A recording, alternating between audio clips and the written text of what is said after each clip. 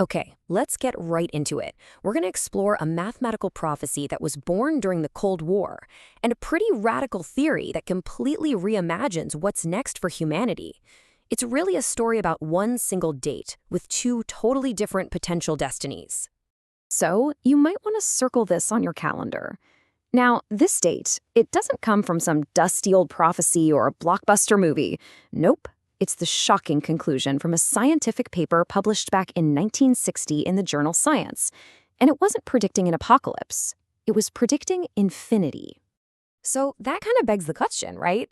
How in the world did a team of scientists, working with slide rules and data that stretched back almost 2,000 years, land on such an exact and frankly, kind of terrifying prediction? Well, it all boils down to this formula right here. It's famously called the Doomsday equation. And what it does is model human population growth not as some steady, predictable curve, but as a runaway freight train, just accelerating and accelerating toward a mathematical wall. Here's the secret sauce to their logic. Unlike a lot of other models, this one works on the idea that as our population, N, gets bigger, our technological productivity, A, grows right along with it. See? More people means more minds, which means more ideas, which creates more tech that can support, you guessed it, even more people. It's a super powerful feedback loop. But here's the really wild part. The equation wasn't predicting an end from a nuclear war or some killer pandemic, the usual fears from that time. It was pointing to something much, much weirder, something born directly from our own success. Basically, our greatest strengths, the very things that make us human, like communication, innovation, and social organization, they become the very engines pushing the accelerator to the floor. The idea is the whole system gets so complex, so interconnected, that it just collapses under its own massive weight. And that feedback loop leads to something called hyperbolic growth. What that means is the time it takes for our population to double gets shorter and shorter and shorter. The endpoint the model spits out is just bizarre. Mathematically speaking, the population would be squeezed to death as it hits an infinite density at one single moment in time. Okay, but hang on, because this is where the entire story just flips on its head. What if that equation isn't a death sentence? What if it's more like a map? You see, a more modern way of thinking looks at this mathematical cliff and doesn't see an end we can't avoid. It sees a launch pad. And this is what brings us to transhumanism. This way of thinking doesn't argue with the acceleration that von Forster and his team found. Instead, it asks, how can we harness this incredible force for a radical transformation? So instead of a doomsday, transhumanists look at that 2026 singularity and they call it a jump. Think of it like a phase transition, like water turning into steam.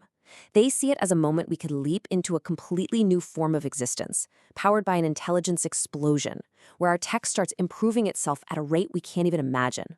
It's really cool when you see how this idea has evolved. I mean, it started out as this mathematical oddity in a paper about population, but then it got recontextualized by other thinkers who saw the exact same pattern of acceleration, not just in people, but in technology and information. So how do we square this? How do we have these two completely opposite fates, one of total collapse and one of technological transcendence, both pointing to the same year? Are they two competing prophecies, or are they maybe two sides of the same coin? This really lays it all out, side by side. You've got Doomsday and you've got the jump.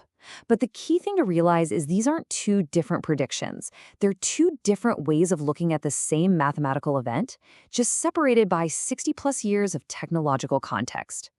And by the way, pay close attention to those dates. We're going to come back to them. So maybe, just maybe, the equation was dead on about the timing of the singularity, but it just couldn't possibly have foreseen the nature of what was accelerating. Back in 1960, it was the human population. But today, you could make a pretty strong case that it's the population of data and raw computing power. And this is where the theory gets even more specific and, honestly, a little bit strange. The proposed jump is scheduled for March 13th, 2026. That's exactly 8 months before the doomsday date from the original equation. Oh, and yeah, both of them fall on a Friday the 13th. Now, in this reinterpretation, that 8-month gap is no accident. It's seen as deeply symbolic. The number 8, right, if you turn it on its side, it's the symbol for infinity. And 0, well, 0 can represent the void, the point of all potential, a new beginning. So that gap is framed as the symbolic bridge from infinity to a new start. So the theory then is all about synthesis. The doomsday prediction, that's the thesis, the problem. The transhumanist jump is the antithesis, the solution. They aren't in conflict. Instead, they merge into one single massive event, where the predicted end is actually reframed as the very trigger for a brand new beginning. When it's all said and done, the real power of the doomsday equation isn't about predicting a literal end. It's about showing us the incredible, unstoppable force of the feedback loops that we ourselves have created. It holds up a mirror to our own runaway growth, and it leaves us with one final fascinating question. Is the cliff that we're racing towards an end, or is it a whole new horizon?